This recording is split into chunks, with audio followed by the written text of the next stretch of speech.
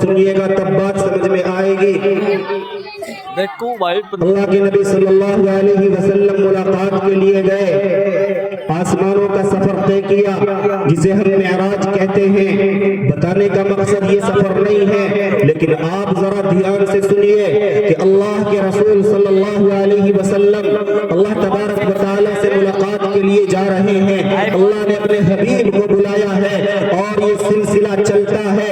اللہ کے نبی صلی اللہ علیہ وسلم کو ایک سواری کے ذریعے سے مسجد اقصی لایا گیا، وہاں پر آپ نے سارے انبیاء کی امامت کرائی، وہاں پر 2 رکعت نماز ادا فرمائی ہے۔ اس کے بعد نورانی سیڑھیوں کو طے کرتے ہوئے آسمانوں کا سفر طے کیا گیا ہے۔ پہلا آسمان آیا ہے، پہلے آسمان پر اللہ تبارک و تعالیٰ نے اپنے حبیب کے لیے فرشتوں کو اکٹھا کیا ہے اور تمام فرشتوں نے اللہ کے نبی صلی اللہ علیہ وسلم کا ویلکم اور استقبال کیا ہے۔ دروازہ کھولا گیا ہے، پہلے آسمان پر حاضر ہوتے ہیں، نبی پاک صلی اللہ علیہ وسلم پہلے آسمان پر تشریف لے جاتے ہیں، ملاقات ہوتی ہے حضرت آدم علیہ نبینا وعلیہ السلام سے۔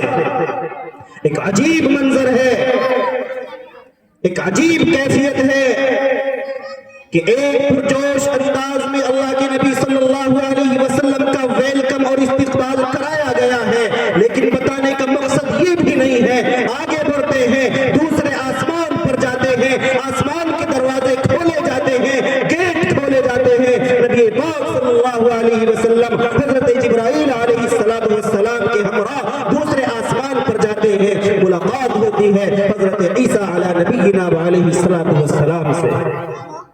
بہرحال یہ سلسلہ آگے بڑھا، تیسرے آسمان پر پہنچتے ہیں، تیسرے آسمان پر مرحبا اور اسی طریقے سے ویلکم اور استقبال کیا جاتا ہے، ملاقات ہوتی ہے حضرت ادریس علیہ السلام سے۔ چوتھے آسمان پر جاتے ہیں، ایک اور نبی سے ملاقات ہوتی ہے حضرت یحییٰ علیہ السلام سے، ایک اور نبی سے ملاقات ہوتی ہے حضرت زکریا علیہ السلام سے۔ اسی طریقے سے 5ویں آسمان پر حضرت ہارون علیہ السلام سے، 6 آسمان پر حضرت موسیٰ علیہ السلام سے، اور 7ویں آسمان پر حضرت ابراہیم علیہ السلام سے ملاقات ہوتی ہے۔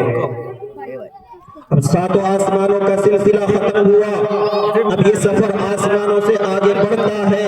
حضرت جبرائیل علیہ السلام 7 میں ہے، ایک مقام ہے جس کا نام ہے سدرۃ المنتہی، وہاں پر پہنچتے ہیں، حضرت جبرائیل علیہ السلام رک جاتے ہیں، ٹھہر جاتے ہیں اور کھڑے ہو جاتے ہیں، فرماتے ہیں اے محمد آگے بڑھیے، اللہ آپ کو قریب بلانا چاہتا ہے، اللہ آپ کو اور پاس بلانا چاہتا ہے۔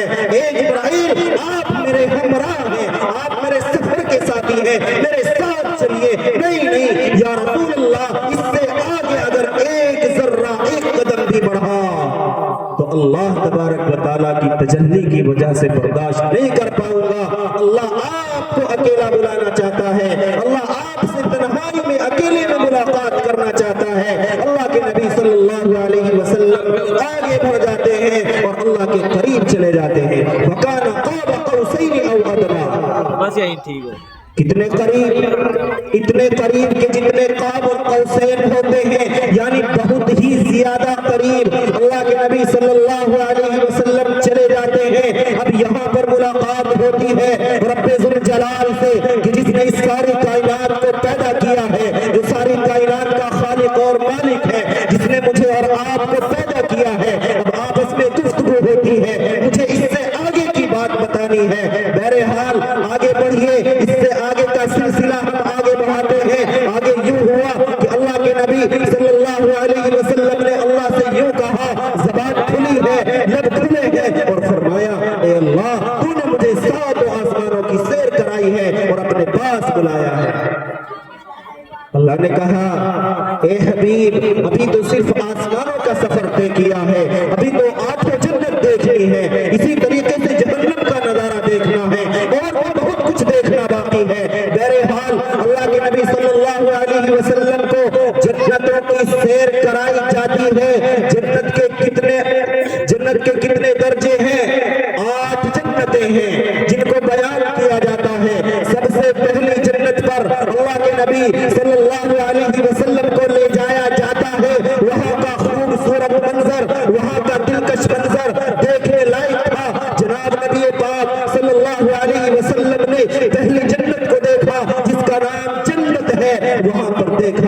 کتنا دلکش اور خوبصورت روحانی منظر ہے. لیکن اس سے بھی آگے بڑھے, دوسری جنت پر پہنچے. پہلی جنت کا نقشہ دب گیا, یعنی دوسرے درجے کی جو جنت تھی وہ اس سے زیادہ اعلیٰ پیمانے پر خوبصورت اور دلکش انداز میں بنائی گئی تھی. اللہ کے نبی صلی اللہ علیہ وسلم نے دوسری جنت کا دیدار کیا, پھر تیسری جنت پر تشریف لے گئے.